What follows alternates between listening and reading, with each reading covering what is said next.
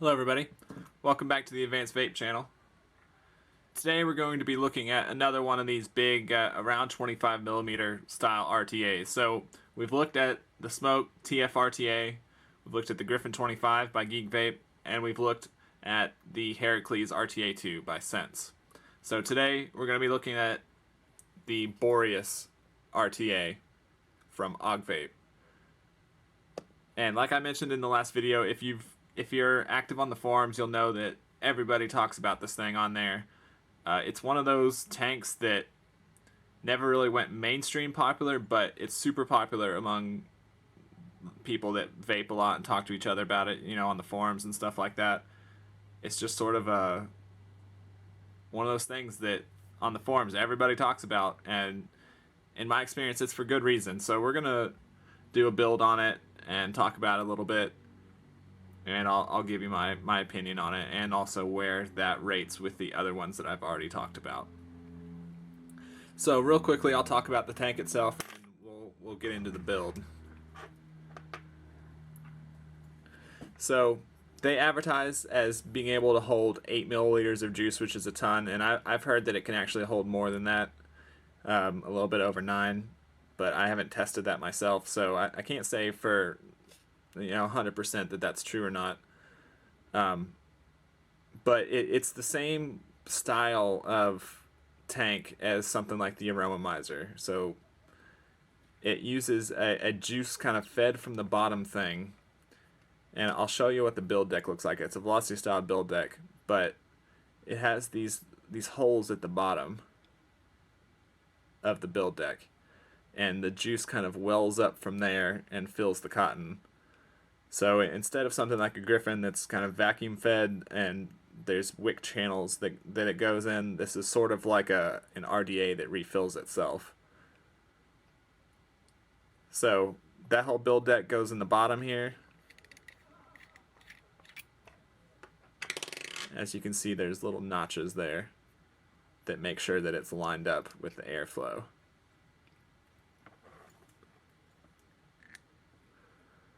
It goes in there and juice flows down kind of between this build deck and the cap, and then back up to those wells that I showed.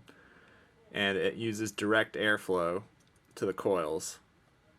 So no bottom air, it's just direct on the side airflow. So very similar to the Aromomizer.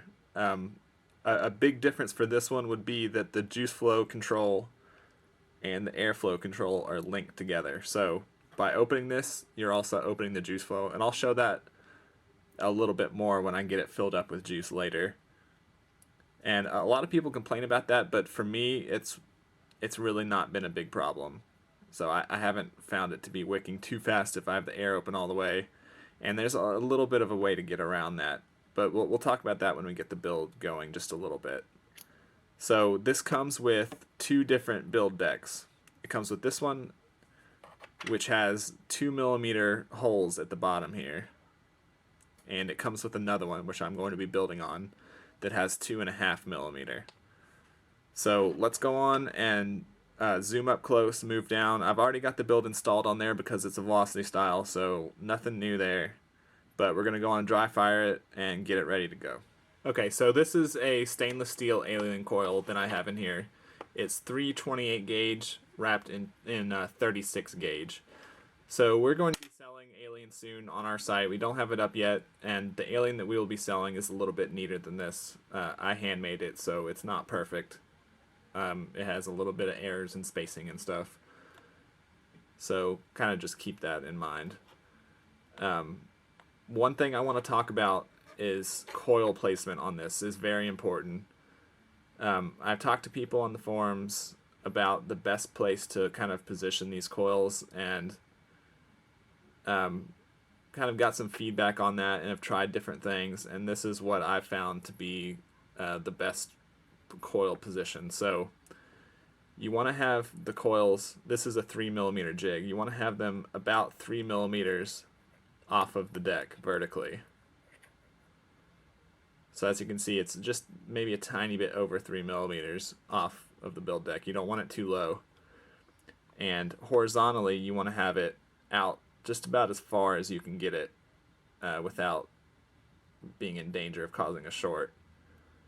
So that's about as far out as it's going to go, and it's right at 3 millimeters. So that for me is the sweet spot on there. So let's go on and start the dry firing process. I'm going to kind of do it gently because you don't want to mess up those outer wraps because they're very small wire, so they're fragile.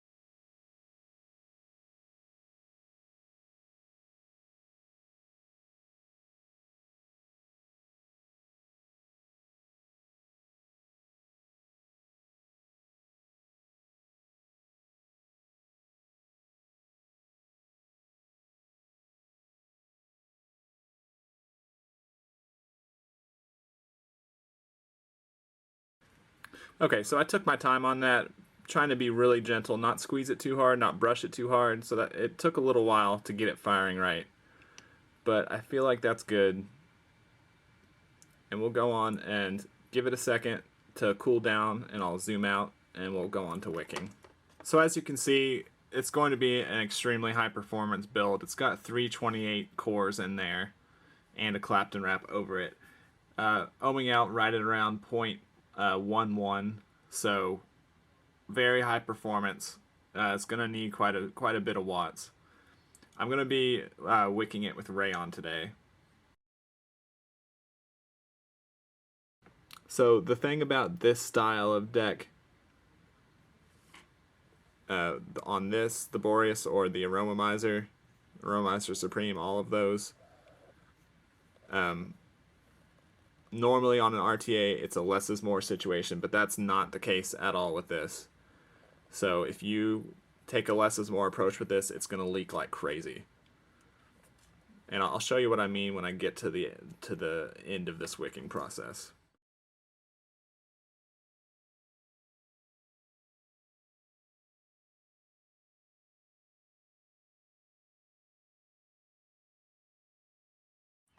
So if this was a normal RTA, I would be cutting these wicks right about here. Not the case with this one. You want to do significantly more. So right about here. And even that might be a little bit too light.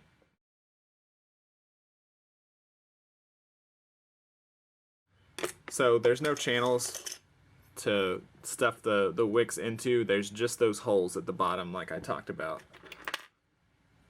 There's just these holes. This is the other build deck that it comes with. So on this one, these holes are bigger than the ones that I'm holding in my hand right now. So you need to make sure that the wick is totally covering up those holes, otherwise it's just going to leak like crazy. And you're going to lose a whole tank of juice if this thing starts leaking.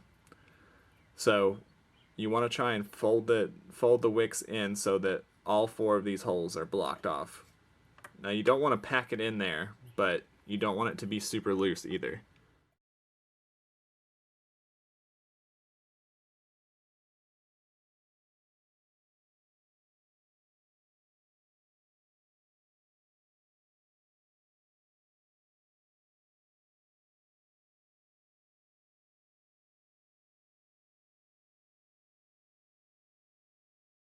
So this kind of deck is a little bit of a challenge to use with rayon because rayon doesn't really expand the way cotton does, and you can kind of rely on cotton to fluff up, to fill up those holes, but rayon doesn't do that.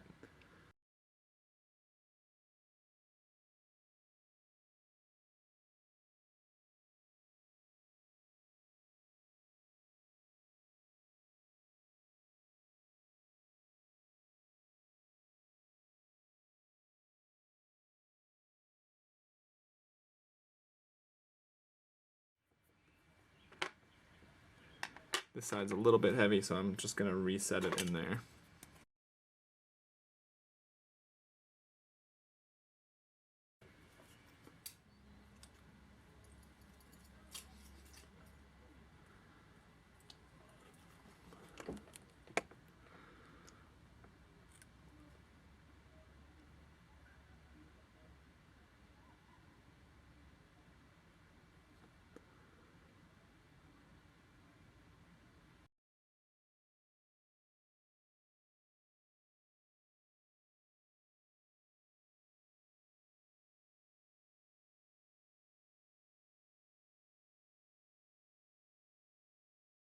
Okay, now that the wick is wet, I'm going to just take a second to clean it up and get it kind of in its final position.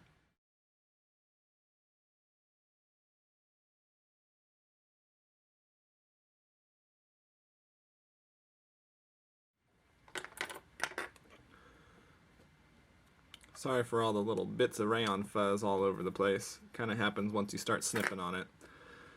Okay, so I'm going to prime it just a tiny bit more. I don't want it oversaturated because I want to make sure that it's wicking okay.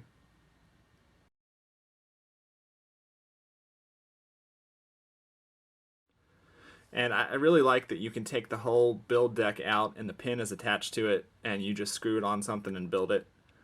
I like that a whole lot more than something like a Moonshot or Tornado where you have to keep taking the deck out and putting it onto a separate thing to get it to where you can put it on something to fire it, that kind of thing. This thing, you just pull the whole thing out and it's ready to go onto 520 on tab or whatever you're building on. Okay, so from this point, we just screw the bottom on.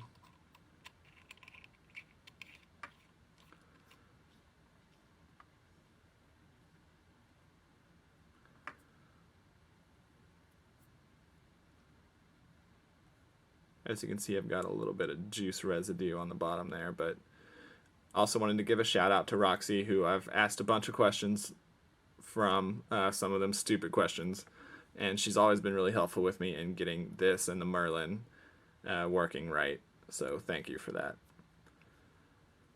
Okay, so to refill it, you want to have the juice flow closed, and you open up the top fill.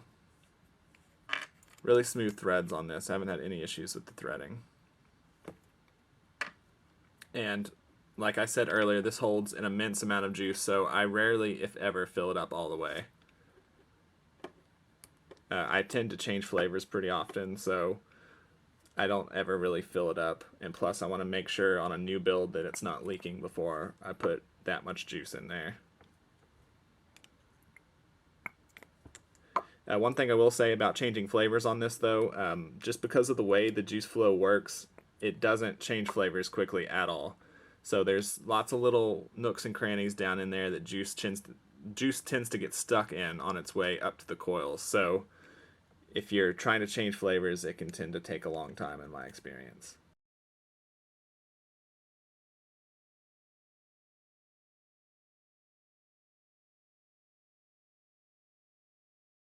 So as you can see, I've still got the juice flow closed, and that is sort of right in here on the inside. And once I open this up, it's just gonna start gurgling down and filling up. It goes down and then back up like I showed. So I'm gonna open it up all the way. We can watch it.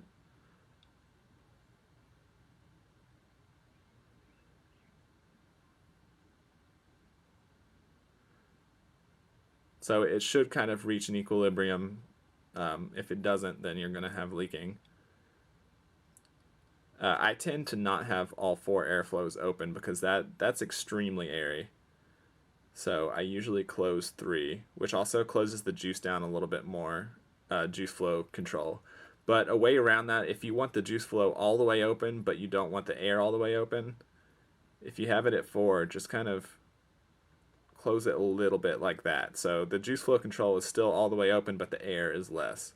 So it's just kind of a little way to get around that. So I typically have it at 3 open.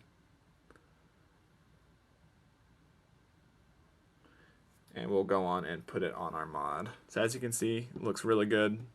A little bit of overhang on the lava box, but nothing on something like the Rouleau or the RX. So came out finally to 0.12. I'm going to go on and give it a first try at around 75 and see how that works.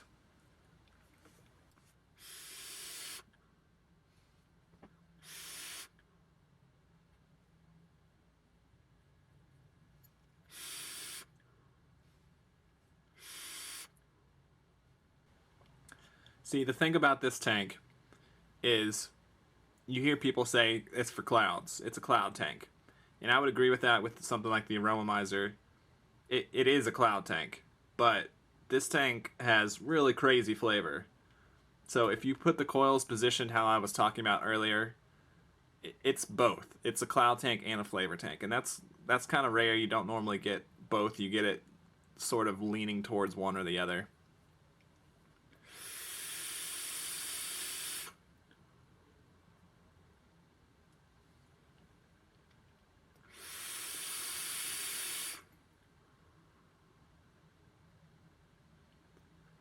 So the flavor on this it's really, really good. I like the build that's in there. I've never tried that build in this before. And, you know, it performs as you would expect a Fuse style Clapton to perform.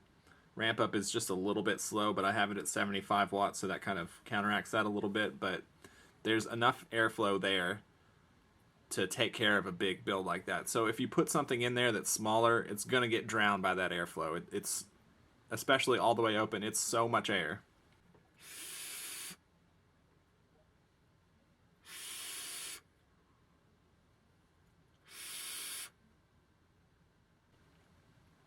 Really strong flavor, really big clouds, and a lot of density to it.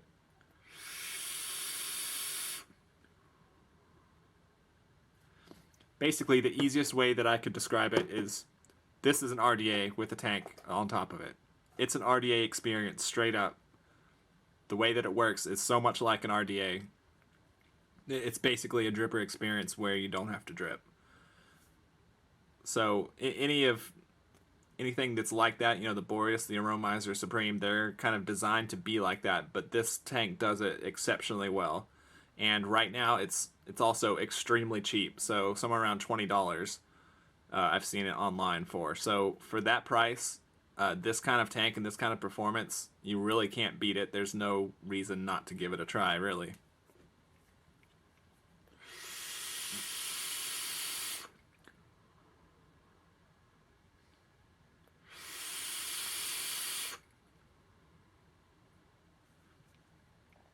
I really can't find anything bad to say about it. I don't get any dry hits from it. If you don't wick it right or wick it enough, you'll get some leaking out of it, especially when you lay it down on its side for a while. But that's a pretty minor issue that can be resolved in the way that you wick it. So all the leaking issues that can come out of it, that it's like that with any RTA. So that's not really exclusive to this one, although this has a different wicking style, obviously, than the standard RTA, so it needs a little bit of a different tactics as far as the way that you wick it to prevent leaking. But it can support putting in quite a bit of cotton and still running it really high and it keeping up with you. So I've taken this up past 100 watts with no issues as far as how fast it's wicking. It tends to feed the coils as fast as I want it to. I kind of have trouble coming up with something bad about this tank. If I had to nitpick on it, I would say it would be nice to have an independent juice flow and airflow control. But that's really not that huge of an issue. I have it at 3 holes open, and it's kind of a good balance for me. But if you want the juice flow to be more open, like I said, you can kind of partially close it to get the airflow that you want. So there's a way around that, and that's really the only issue that I've had with this tank so far.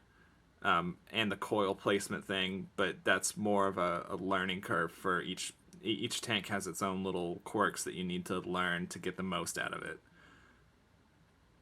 So for the price that it's at right now, I would absolutely recommend people give this tank a try if you're looking for that kind of dripper experience, but in a tank kind of package.